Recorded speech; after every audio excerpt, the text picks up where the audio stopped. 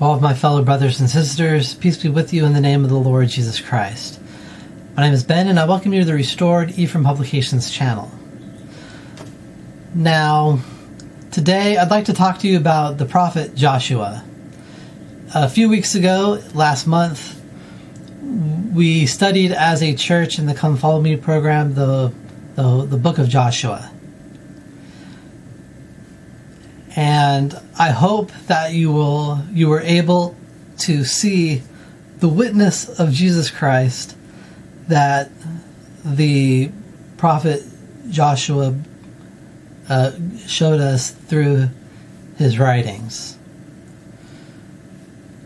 Now, this may be something you are already familiar with, but just in case you are not, and for those who aren't aware, did you know that the name Joshua is actually the Hebrew form in English of the name Jesus?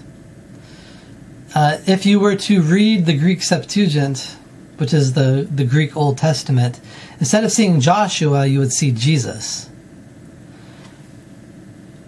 And the name Jesus is from the Greek Iesus, which is derived from the Greek word which means to save or be savior.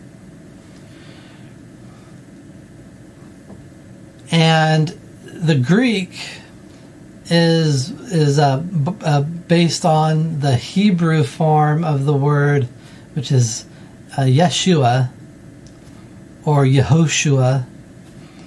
Yehoshua is the more formal. Yeshua is kind of like a shortened name. Yehoshua means that the Lord will save. Yeshua means He will save. And so, if the Hebrew language had taken over the Christian church, we would be calling Jesus Joshua instead of Jesus. And this is actually an important witness of Jesus Christ. The Old Testament is filled with witnesses of Jesus Christ. You just have to look for them and see them and realize that all the prophets in the Old Testament, their lives are witnesses of Jesus Christ.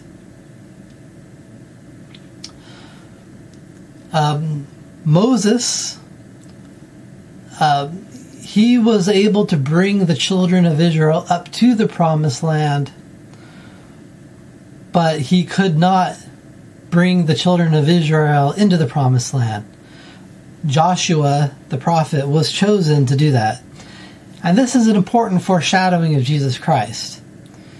And what it shows is that the law of Moses cannot bring us into the promised land.